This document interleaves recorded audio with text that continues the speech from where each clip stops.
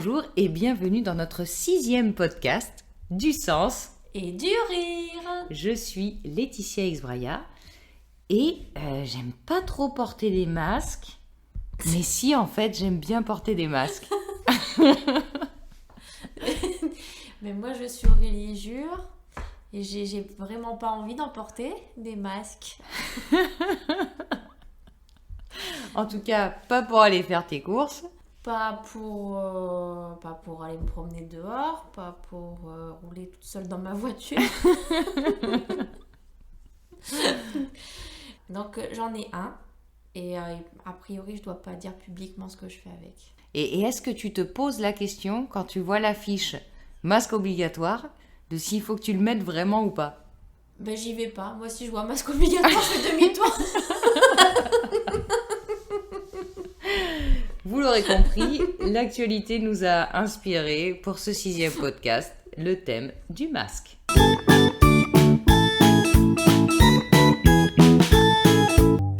Quand l'homme se regarde beaucoup lui-même, il en arrive à ne plus savoir quel est son visage et quel est son masque. Pío Baroja, jeunesse et égotisme. Cette citation me parle beaucoup parce qu'en effet, j'ai du mal quand même à savoir, dans certaines situations, si je porte vraiment un masque ou si je suis moi-même. Et aussi, quelle est la différence entre ma posture et mon masque? Qu'en penses-tu, très cher? J'en pense qu'on est tellement habitué à se conformer à certaines postures, justement qu'on nous a demandé d'adopter face à certaines situations, qu'on ne sait même plus ce qu'il y a derrière les façades auxquelles on essaye de se conformer. Donc on est complètement paumé, quoi. On est complètement paumé. On sait même plus qui on est, si on est un masque ou si on est nous-mêmes, quoi. Non, mais souvent, on a l'impression de ne pas être paumé. C'est ça qui peut être pas mal. C'est vrai que la plupart du temps, je me sens plutôt bien, en fait. Ou même si tu as l'illusion de te sentir bien, c'est déjà ça. Eh bien, c'est déjà ça.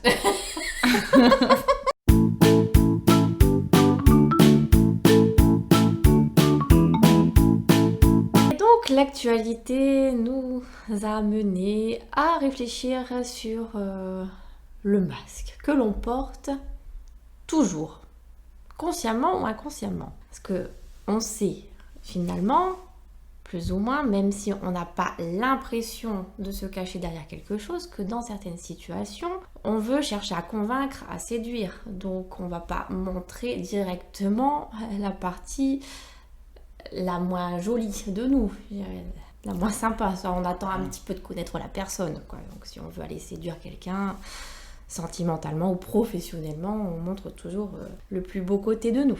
Et donc, ce masque qui est là, au plus profond de nous, et qui correspond à nos blessures. Donc, il y a la fameuse Lise Bourbeau qui a développé le concept des 5 blessures de l'âme. On parle des 5 blessures et des masques qui correspondent à ces blessures.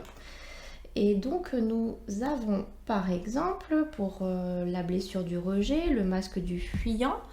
Et en psychomorphologie, on va voir une personne très, très mince par exemple qui va presque vouloir s'effacer. La blessure de l'abandon correspond au masque du dépendant. Donc là on va voir une personne qui se voûte sur elle-même. Après le masque du masochiste, le masque du contrôlant, le masque du rigide qui vont correspondre aux blessures d'humiliation, de trahison, d'injustice. Donc tout ça a des types morphologiques assez différents. Et ça nous constitue, ça amène beaucoup de discussions parce que c'est vrai qu'on ne correspond jamais à totalement un type et on peut être plus touché par une blessure que par une autre, même parfois par toutes les blessures en même temps, parfois plus par une. Mais ça va quand même être très parlant par rapport au comportement qu'on adopte pour essayer en fait à chaque fois de récolter quelque part l'amour. Oui, l'amour, l'attention. Et une réponse à nos besoins. Nos besoins fondamentaux. Ouais. Somme toute, c'est assez louable de chercher à à combler ses besoins, parce qu'ils sont essentiels pour notre survie, ou tout du moins, en tout cas, notre épanouissement. Je dis qu'en effet, dans certaines situations, j'arrive très bien à imaginer que le masque correspondant est mis en place. Donc, nous abordions en préparation de ce podcast les différents masques que j'avais pu porter dans la journée. Et tu vois, je refais encore le lien. Je pense que dans mes 3 situations où j'ai bien réussi à identifier que je portais un masque, la première, j'avais un sentiment d'injustice. D'injustice parce que je trouvais que mes pairs ne se révélaient pas autant que je le souhaitais, et d'injustice parce que je trouvais qu'il n'y avait pas assez de répondants face à moi. Donc je me positionnais de manière plutôt rigide. Et après, j'avais peur de l'humiliation dans une autre réunion où j'avais besoin, tu vois, d'être bien positionnée, mais à la fois, j'étais plutôt dans une optique de tendre certaines perches en disant je ne serai pas parfaite, ou on va réajuster les choses au fur et à mesure. Donc tu vois, un peu masochiste, je vous dis que je ne suis pas parfaite déjà. Et puis la dernière, où là par contre, peur du rejet, et du coup, où là, fuyant total. Non, je m'exprimerai pas, exprime-toi toi.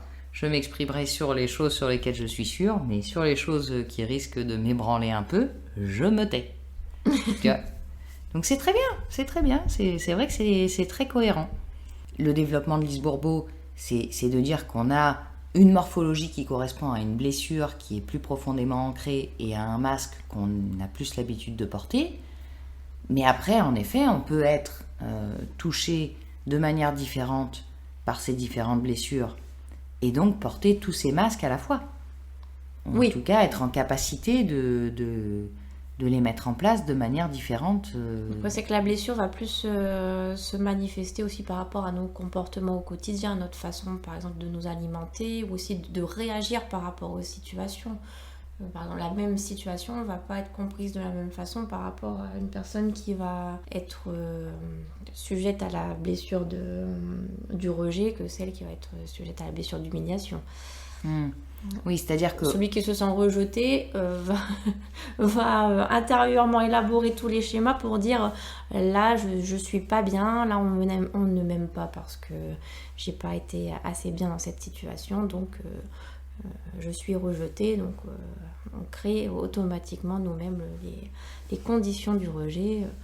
Ce qui peut quand même être intéressant, c'est au fil du temps, c'est d'en prendre conscience simplement pour voir que ça, c'est que des élaborations mentales et qu'une perception intérieure des choses, parce que ce qui est là à l'extérieur de nous, c'est simplement pour toujours refléter nos propres manques, nos propres... vide qu'on cherche toujours à combler, quoi. Oui, et du coup, qu'on pourrait combler autrement, au final. Parce que quelque part, quand on porte ce masque, c'est pour essayer de combler notre vide, de combler notre manque, d'éviter cette blessure. Et ça passe. Impeccable, j'ai mis mon masque, ça s'est bien passé, j'ai passé un bon moment, mon besoin a été rempli, me voilà rempli d'énergie, je peux continuer. Voilà, écoute, si tout va bien, si tu te sens bien, continue, quoi.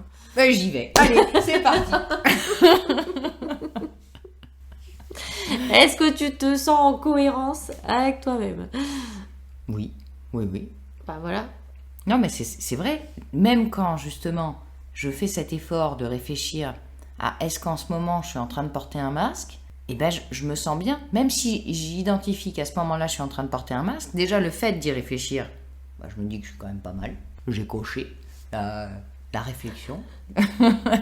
Je suis consciente de ce que je fais, donc je m'améliore quelque part.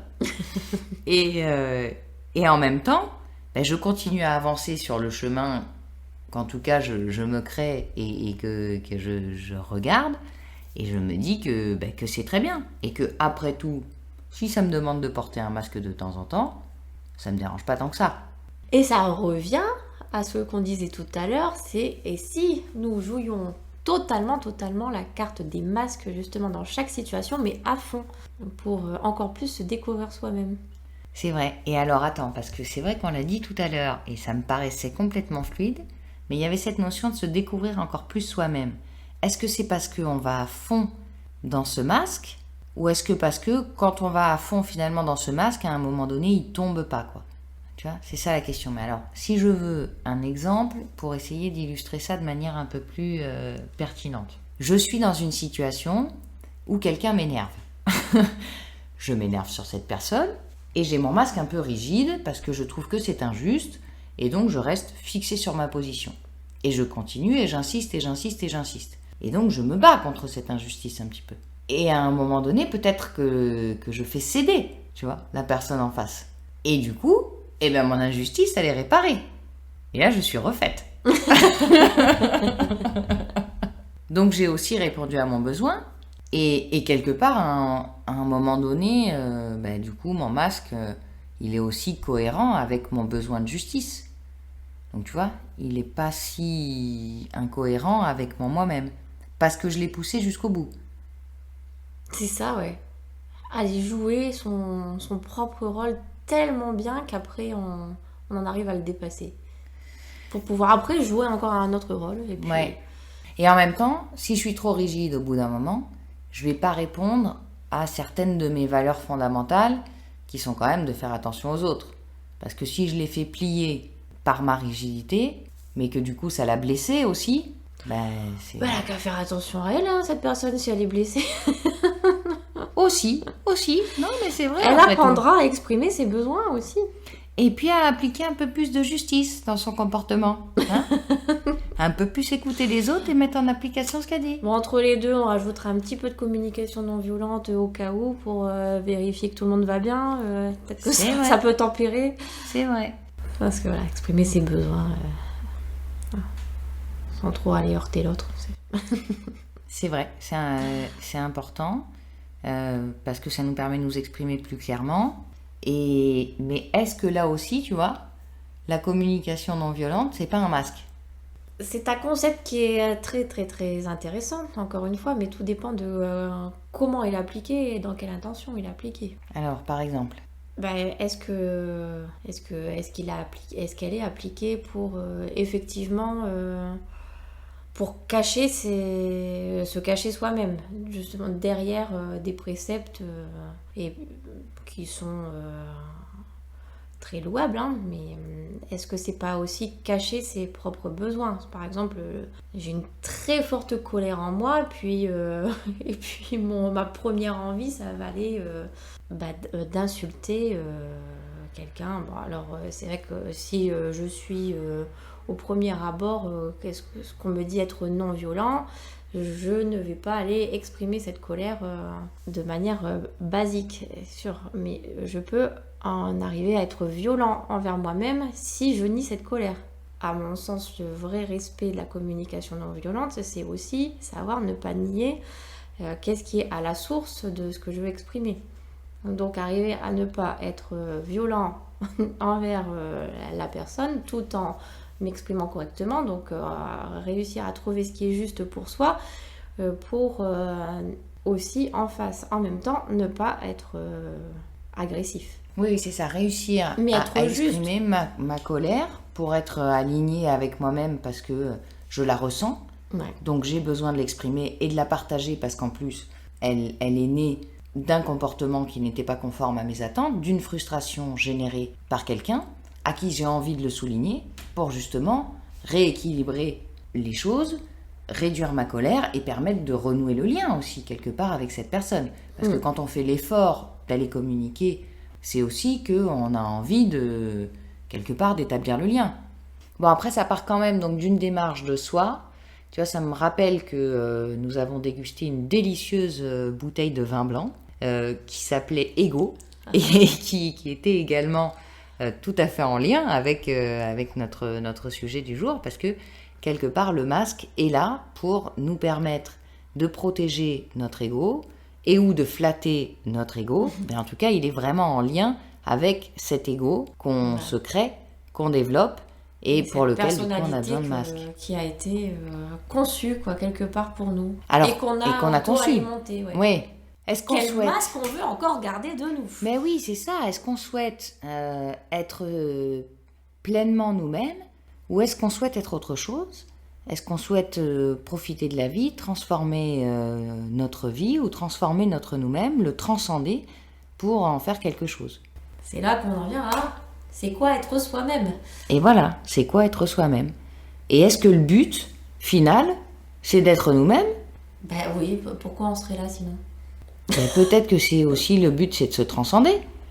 C'est de réussir à justement suffisamment se connaître et connaître tous nos travers et tous les travers humains qu'on porte tous en nous, puisqu'on a nous et notre ombre, mais qu'on dépasse, qu'on transcende pour faire autre chose et créer une autre harmonie qui permette de faire perdurer la vie. On arrive à réussir à faire ce qu'on dit et dire ce qu'on fait, quoi. Aussi, ouais, tu vois, et ça, c'est pas forcément qu'en étant nous-mêmes, c'est aussi en essayant parfois de nous dépasser, quoi. Et penser aussi.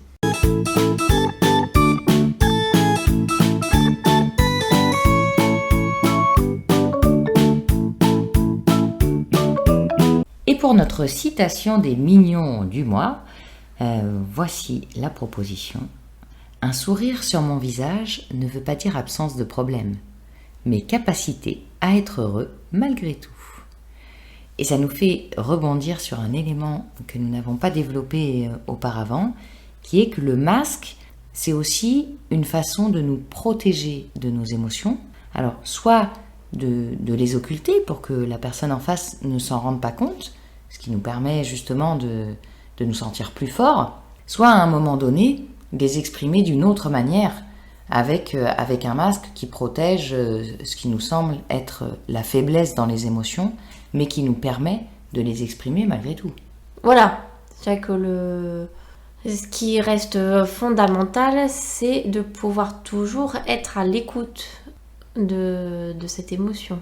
Porter le masque, à la limite, ok, si il ne nous empêche pas d'être à l'écoute de ce qu'il y a derrière, donc de qui est être soi, c'est la personne qui vit ses émotions. Alors certes, on est d'accord que dans certaines circonstances, on ne peut pas toujours tout exprimer de toutes les manières possibles, mais si on arrive quand même à les écouter, en avoir conscience et d'une manière ou d'une autre les exprimer, tout est gagné. La vie est là et on peut aller de l'avant. Eh ben allons-y, allons de l'avant. Allons-y. Au revoir et à bientôt. À bientôt.